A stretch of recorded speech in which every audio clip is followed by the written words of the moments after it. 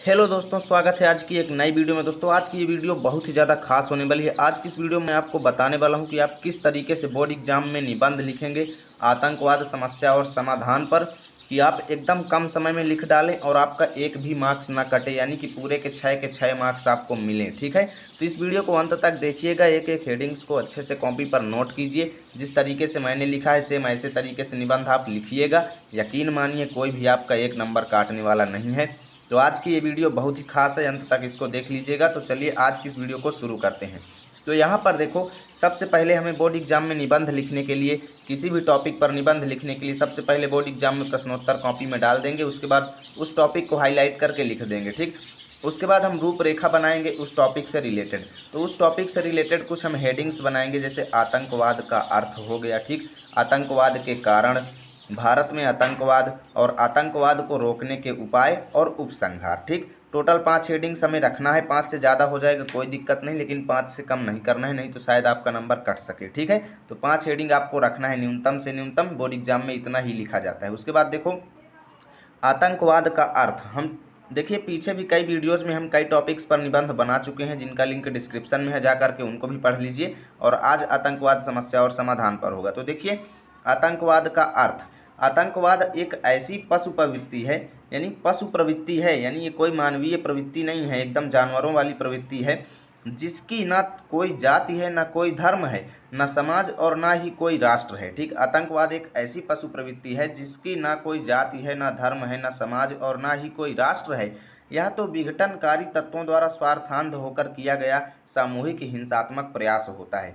विघटनकारी जो तत्व द्वारा, जो कई लोग ऐसे होते हैं जिनके द्वारा स्वार्थ में अंधा होकर, ठीक, स्वार्थ में पागल पड़ के वो लोग सामूहिक हिंसात्मक प्रयास करते हैं। ठीक, वही क्या कहलाता है? आतंकवाद कहलाता है, जिसमें राष्ट्रद्रोह के प्रति राग और देशभक्ति के प्रति द्वेष भाव मुख्य रूप से रहता है। ठीक, इतना आपको इस हेडिंग में लिख देना है आतंकवाद के अर्थ में। उसके बाद देखो, आतंकवाद के कारण में क्या लिखना है। देखिए, आतंकवाद भी एक पत्थर ही है, यानी आतंकवाद क्या है? एक पत्थर के समान है, जो जाति, धर्म, भाषा तथा क्षेत्र आदि को माध्यम बनाकर प्रगति पथ पर गतिरोधक बनाकर रखा जाता है। यानी कि आतंकवाद क्या है?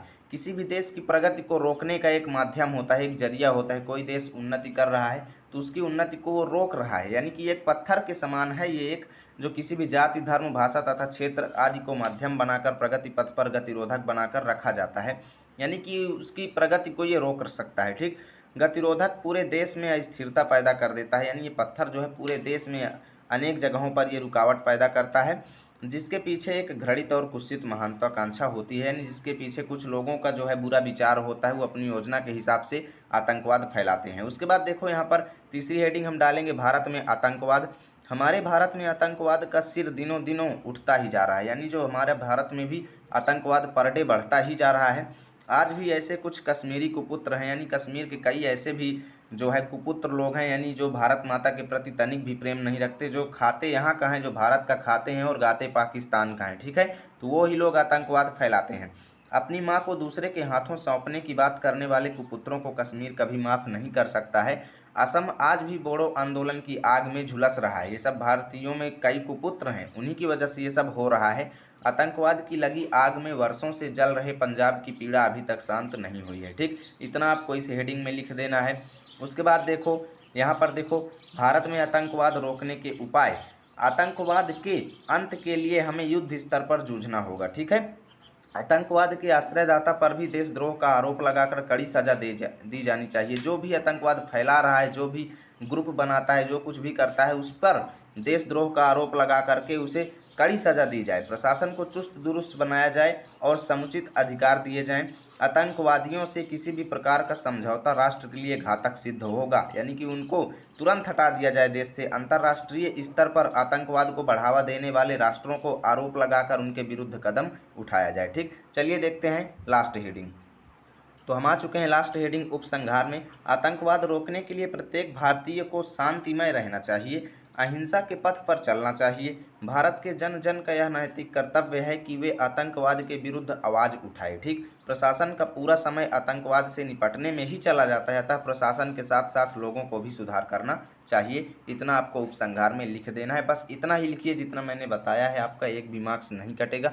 पूरे 6 अंक आपके मिलेंगे और एकदम कम समय में इसे आप कर पाओगे। तो यदि ये वीडियो ज़रा भी अच्छा लगा है तो लाइक कीजिए, चैनल पर पहली बार आए हैं तो सब्सक्राइब कीजिए ताकि रोजाना की नई नई वीडियो आप तक सबसे पहले पहुँचे। साथ ही अगर किसी टॉपिक पर निबंध चाहिए तो तुरंत कमेंट में लिख दीजिए, हम आपके लिए कुछ भी कर सकते हैं।